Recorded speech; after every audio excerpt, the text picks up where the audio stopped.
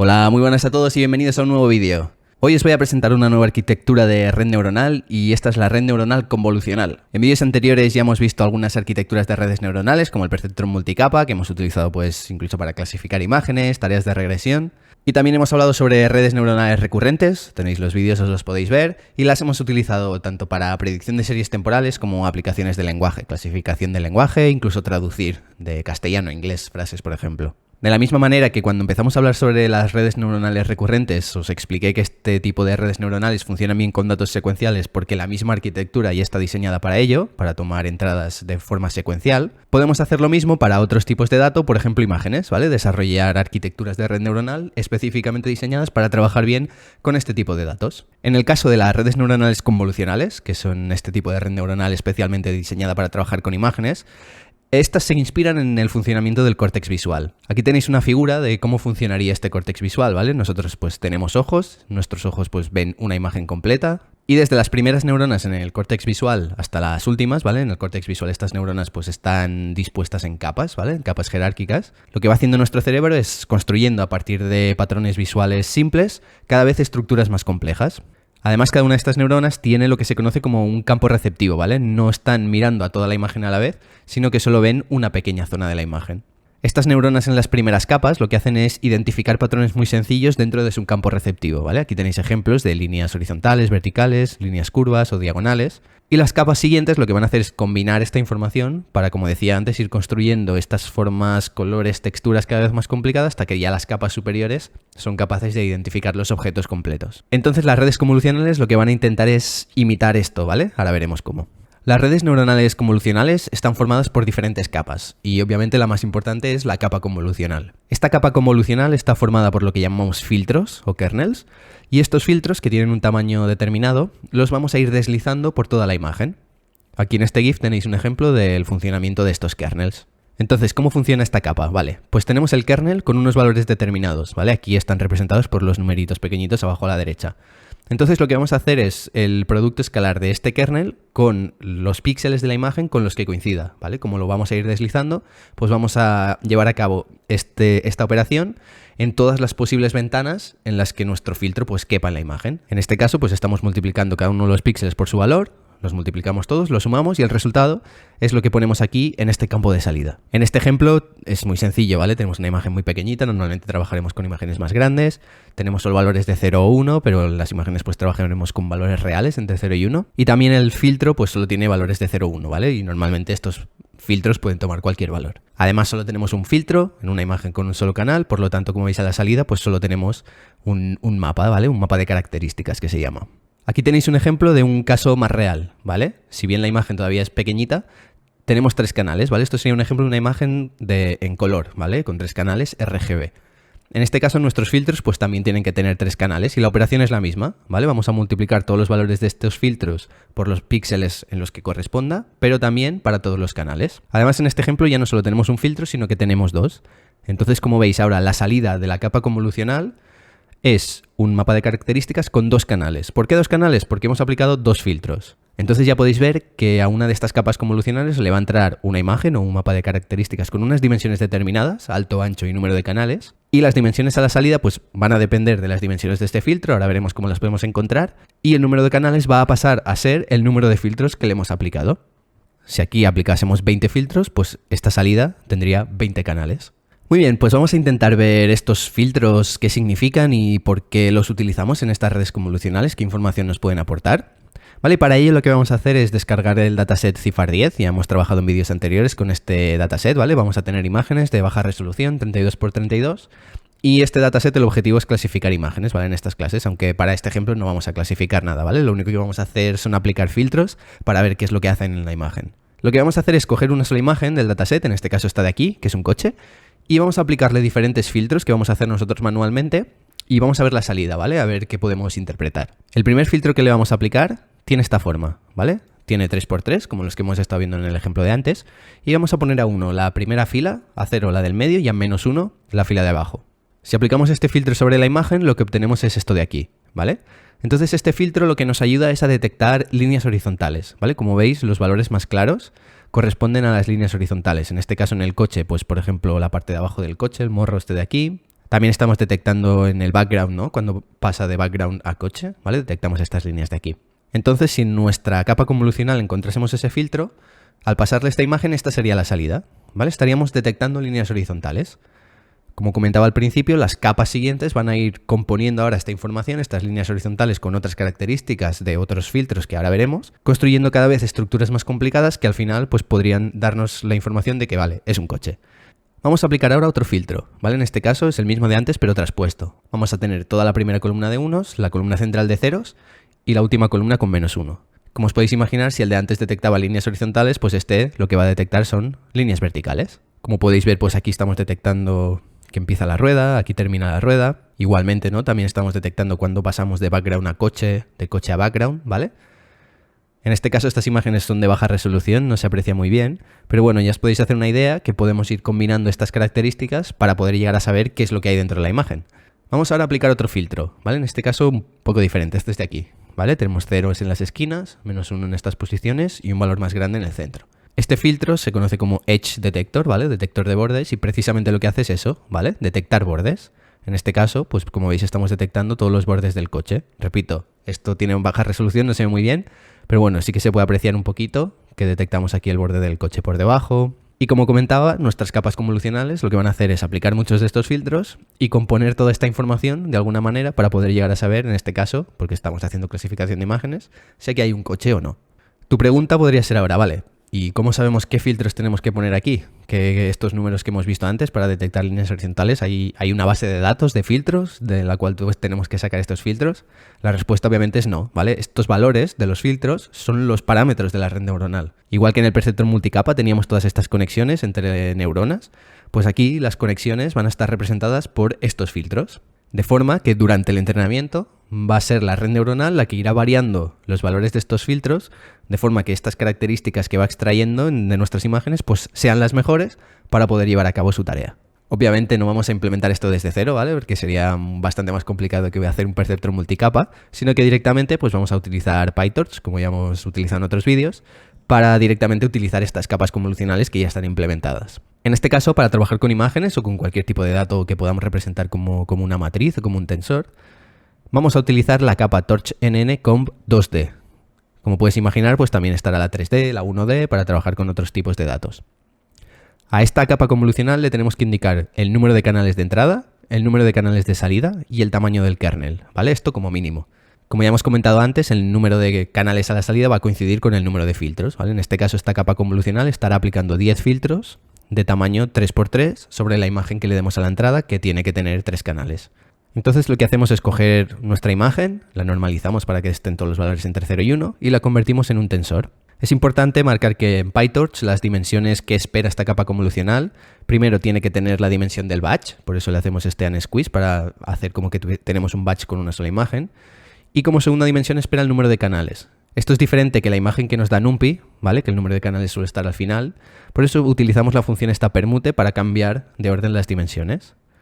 La dimensión 3, que es el número de canales, ahora estará aquí en la posición 1. Y el alto y el ancho, pues los correremos hacia el final. De forma que ahora nuestra imagen tiene dimensiones 1, el batch, número de canales, 3, alto y ancho.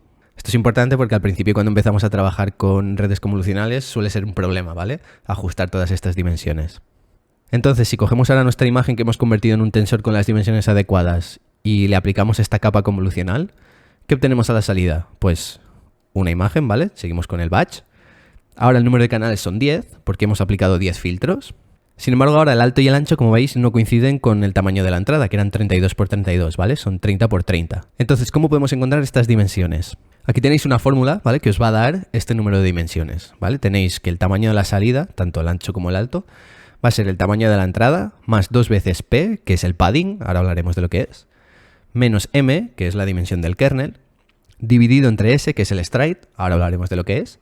Todo este resultado lo vamos a redondear a la baja, si da 2,9 será 2, y le vamos a sumar 1, ¿vale? Entonces esto es la dimensión a la salida. Entonces esto del padding y el stride, ¿qué es? Pues son dos parámetros que también le podemos dar a nuestra capa convolucional, ¿vale? Padding y stride. El padding va a representar el número de píxeles adicionales que vamos a añadir alrededor de la imagen. Normalmente los vamos a rellenar de ceros, pero bueno, también podéis controlar lo que ponéis aquí. En este caso, padding 1 significa que nuestra imagen de 32 por 32 se va a convertir en una imagen de 34 por 34, ¿vale? Porque le vamos a añadir una fila de ceros al principio, una al final, una arriba y una abajo, ¿vale? Si le ponéis padding 2, pues pondréis otra fila adicional y otra columna adicional, tanto arriba abajo como derecha e izquierda. Y el sprite es el número de píxeles en los que va saltando esta ventana móvil, ¿vale? Nuestro filtro. Si ponéis 1, pues lo moveremos de 1 en 1. Si le ponéis 2, pues se moverá de 2 en 2. En este caso, que aplicamos filtros de 3x3 con padding 1 y sprite 1, el resultado tiene las mismas dimensiones, ¿vale? Esto es algo que os podéis acordar, es una regla bastante general, que si utilizamos filtros de 3x3 con padding 1 y sprite 1, no vamos a cambiar las dimensiones. Sin embargo, si ahora utilizamos sprite 2, ¿vale? Este filtro va saltando de 2 píxeles en 2 píxeles, pues esta ventana recorre toda la imagen en la mitad de tiempo y entonces la salida pues tiene la mitad de dimensiones, ¿vale? En vez de ser de 32 por 32 es de 16 por 16, porque esta ventana ha ido saltando de 2 en 2. Pues como veis, con todos estos parámetros pues podéis ir jugando con vuestras capas convolucionales para adaptar los tamaños a lo que vosotros queráis, ¿vale? Aquí tenéis una figura que representa pues qué está pasando dentro de estas capas convolucionales, ¿vale? Imaginaos que tenemos esta imagen a la entrada y cada una de estas imágenes de aquí sería la salida de uno de estos filtros, ¿vale? En este caso pues estamos aplicando 6 filtros, cada filtro nos da uno de estos mapas de características, que recordad que tendremos en un tensor, cada una de estas imágenes sería uno de los canales, y como veis, a medida que vamos aplicando estas capas convolucionales, pues esta información se va combinando de forma que al final no tenemos ni idea de qué representa, pero bueno, la red neuronal sabe qué es lo que necesita para darnos la clasificación correcta. Pues eso era la capa convolucional, como comentaba, la capa dentro de las capas convolucionales más importante. Sin embargo, hay otra capa que se utiliza mucho, que es la capa de pooling, ¿vale? Esta capa también tiene filtros que vamos a ir deslizando por nuestra imagen, pero en vez de tener parámetros, van a aplicar una función determinada. En este caso, aquí en la imagen tenemos un filtro 2x2 con sprite 2, ¿vale? Veis que va saltando de 2 en 2. Y va aplicando la función max. Esto significa que de todos los píxeles en los que nuestro filtro coincide con la imagen, va a coger el valor más grande. Por ejemplo, aquí coja el 6, de aquí pues coja el 9. Estas capas sirven para ir reduciendo las dimensiones de los tensores a medida que avanzamos en nuestra capa convolucional, para reducir los requisitos convolucionales de alguna forma. Y la idea es que las características importantes que van descubriendo nuestras capas convolucionales van a sobrevivir a estas operaciones de pooling, y aquellas que no son interesantes pues nos las vamos a ir quitando de encima. De esta forma podemos utilizar redes neuronales con muchos más filtros, más parámetros, porque tenemos menos información sobre la cual aplicarlos. Vamos a ver cómo aplicar esta capa, en este caso esta imagen de aquí, que es una rana. Esta es la dimensión original de 32 por 32 y lo que vamos a hacer es aplicarle una de estas capas de pooling, en este caso Max Pooling 2D, tenemos las versiones también 1 de 3D, con un filtro de tamaño de 3x3, padding 1 y sprite 2, ¿vale? Esto ya hemos visto antes, que lo que nos va a hacer es reducir la dimensión original a la mitad, ¿vale? Entonces, si aplicamos esta capa de pooling a nuestra imagen, como veis las dimensiones ahora son de 16 por 16. Y si vemos esta imagen, pues veis que las dimensiones se han reducido a la mitad y dentro de cada una de estas ventanas de 3x3, pues nos hemos quedado con el píxel más grande. Y ya podéis imaginar que si tenemos alguna información interesante como estas líneas horizontales, verticales o los bordes que hemos detectado, esta información va a sobrevivir a este pooling. Sin embargo, la información de alrededor, estos píxeles que eran más oscuros, pues nos los vamos a quitar de encima, de forma que nuestra red pues no va a tardar tanto en entrenarse porque tenemos cada vez dimensiones más pequeñas. Vale, pues ahora que ya hemos visto estas capas importantes que forman nuestras redes convolucionales, vamos a hacer una red convolucional en sí utilizando estas capas, ¿vale? Lo que vamos a hacer es hacer un clasificador de imágenes con el dataset MNIST, ¿vale? Esto también es algo que ya hemos hecho anteriormente, por lo tanto, si no sabéis de qué va, os recomiendo que os veáis esos vídeos antes. Simplemente vamos a generar nuestros data loaders con el dataset ya que nos da Torch Vision, ¿vale? Lo podemos descargar de esta manera. Y aquí tenemos el código de nuestra primera red convolucional. ¿Vale? Tenemos nuestra clase con sus dos funciones init y forward. En el init definimos nuestras capas y tenemos una primera capa convolucional que le hemos llamado block. Ahora veremos esto qué es. Otra segunda capa convolucional que le hemos llamado block. Y al final tenemos una capa lineal que ya conocemos de los vídeos anteriores, que se va a encargar de conectar la salida de esta red convolucional con los 10 valores a los cuales queremos hacer esta clasificación. Si vemos estas funciones block que contienen, pues vemos que tienen la capa convolucional que hemos visto antes, la función de activación, que en este caso es la ReLU, y el max pooling. Entonces, al final, como veis, una capa convolucional pues va a ser una secuencia de estas cosas.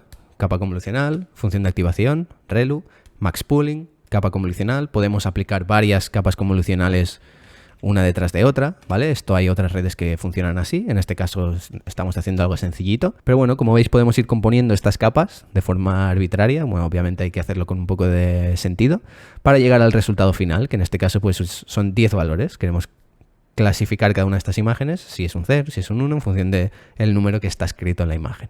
Entonces en la función forward, levantar la imagen, ¿y qué vamos a hacer? Pues le vamos a aplicar la primera capa convolucional, a la salida se la pasamos a la segunda, y esto al final se lo pasaremos a la capa FC, ¿vale? Esta capa lineal que se encarga de darnos la salida, y como veis, antes tenemos que hacer esta operación de aquí.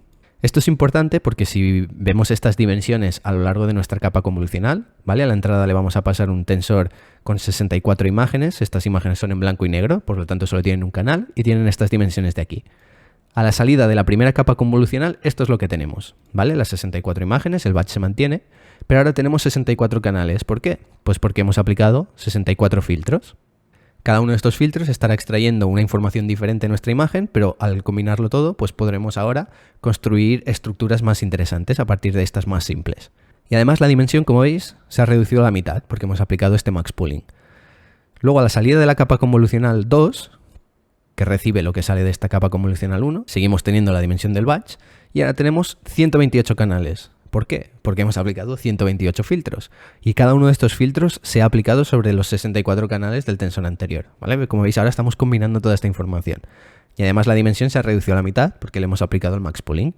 Entonces esto es ahora lo que tenemos que conectar con nuestra capa lineal, pero nuestra capa lineal solo trabaja con dos dimensiones, la dimensión del batch y luego el resto de valores que le queramos poner, ¿vale? Entonces lo que tenemos que hacer es coger esta dimensión de 128 por 7 por 7 y convertirlo en una sola dimensión, ¿vale? Estirar este tensor como si fuese una lista.